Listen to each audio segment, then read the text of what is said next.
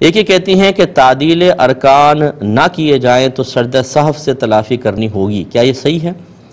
یہ بالکل صحیح ہے۔ تعدیل ارکان کا مطلب ہوتا ہے ارکان کو اطمینان سے ادا کرنا،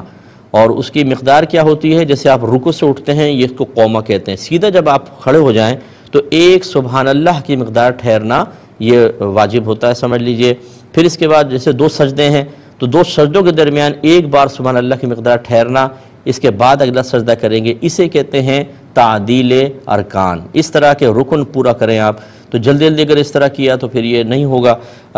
مطلب اگر بے خیالی میں ایسا ہو گیا کہ آپ پورا نہیں کھڑے ہوئے فوراً سجدے میں چلے گئے، ایک سجدے سے پورا اٹھے ابھی بیٹھے نہیں ہیں فوراً سجدے میں چلے گئے، تو پھر آخر میں سجدہ سہو کرنا ہوگا۔ لیکن اگر کوئی جان بوجھ کے ایسے کرے، اسے پتہ تھا کہ مجھے یہ نہیں کرنا چاہیے، یاد بھی ہے، پھر بھی جلدی جلدی، جیسے بعض نوجوان ہوتے ہیں معاذ اللہ نماز کو ایسا سمجھتے ہیں جیسے کوئی بہت ہی بڑی ایک مصیبت سی ہے، اس کو سر سے اتارو، تو جلدی جلدی نماز پڑھتے ہیں، ان کی نماز واجب العیادہ ہوگی، گناہ گار علیحدہ ہوں گے۔ اس کا سجدہ سہو سے تدارک نہیں ہو سکتا جب جان بوجھ کے ترک واجب ہو، اللہ کی بارگاہ میں توبہ کرنی چاہیے۔ ایسے جو بھی بھائی بہن مجھے سن رہے ہیں جو اپنی نمازوں کو تیزی سے ادا کر کے اور پھر ایک لمبا سانس لیتے ہیں نماز ختم کر کے، اس میں بھی سنن غیر موقدہ کو چھوڑ دیا، نوافل کو ترک کر دیا،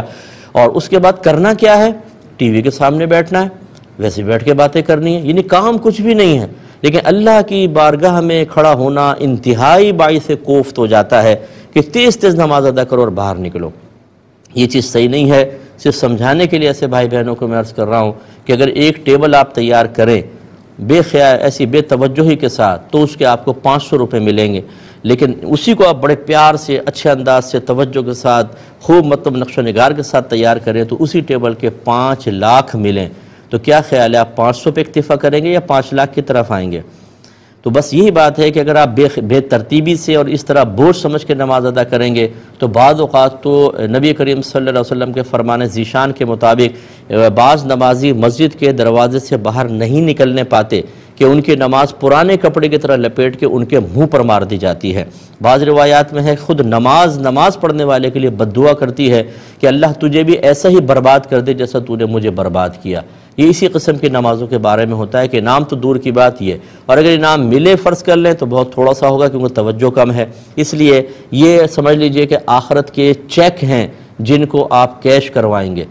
اس چیک کے اندر ذرا بھی گڑبڑ ہوتی ہے تو آپ کو پتہ ہے وہ کیش نہیں ہوتا۔ یہ نمازیں بہت اہم چیز ہیں جو آخرت میں جب آپ کو اللہ کی بارگاہ میں پیش ہوں گی، ہر نماز کے بدلے انعام، ہر روزے کے بدلے میں انعام، تو اس کو بوجھ نہ سمجھے، بڑی توجہ کے ساتھ ادا کریں۔